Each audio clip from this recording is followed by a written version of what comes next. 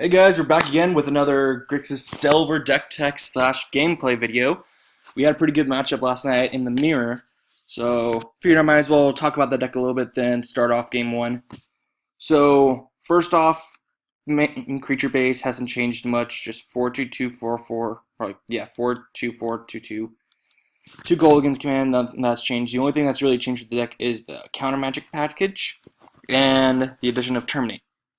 We decided to cut down on our flex spot, which normally was Rise Fall or Shadow of Doubt or something, in favor of having more counter magic for the more fair matchups or the more controlling matchups. Like Remand is really good against decks like Tron, which a lot of decks right now have been, or a lot of players for the Grixis Delver deck have found to become a more difficult matchup. By adding in Remand and taking out a Mana Leak, this matchup actually becomes better for us because now our Mana Leaks aren't dead if they try to Karn turn 4 with a tower and ready to go.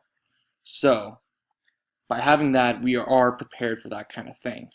By also adding in Terminate as well for another copy of Terminate, it also helps us out against the Black-Green X decks, the Fair decks, the Creature decks, and a lot of people have been saying Merfolk has become a tough matchup for us. So I've been looking at the sideboard a little bit too to see what we could do to fix that matchup. And recently, a guy named Joshua, I can't remember his name, but I posted about it on the forums about his new deck that he posted. It was a pretty budgetized version of this with 20 lands, 2 polluted deltas, 4 flooded strand, 20 lands.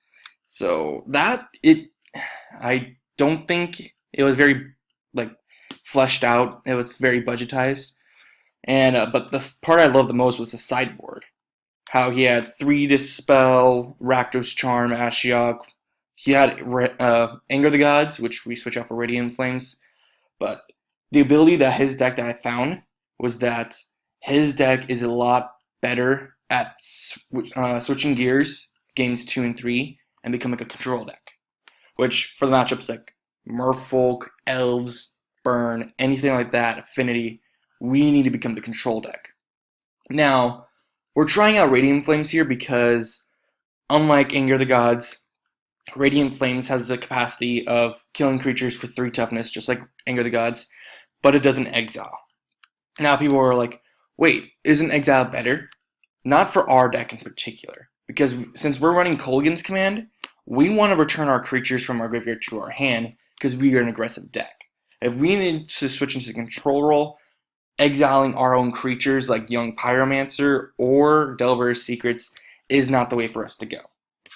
But having the ability to Radiant Flames for 1 to just wipe out a bunch of tokens, or Radiant Flames for 3 to wipe out a bunch of Nacatls and Curd Apes or Merfolk or whatever, that is a great option. And we're not afraid to lose like a Young Pyromancer or something off this when we would be afraid to lose the Young Pyromancer to Anger of the Gods or something.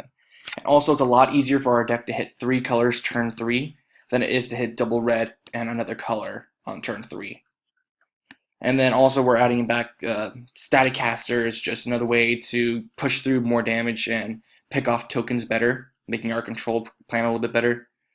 We used to run Dismember in place for our catch-all removal, but since we added and Terminate into the main board, it allows us to have an extra space in the sideboard.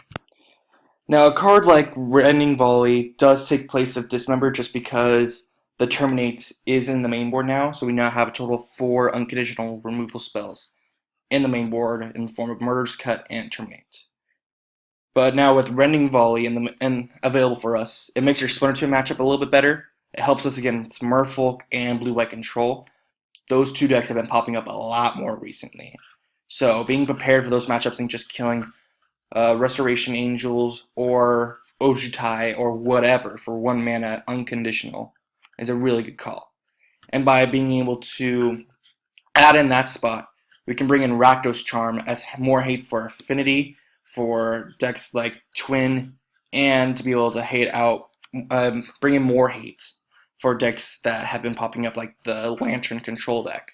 So having more Artifact Destruction, Graveyard Exile, the deck feels a lot better right now. So we're going to try out the deck and this is going to be the basic list that we brought in for the mirror match. So check back in the next video and you get to see that. Thanks for watching.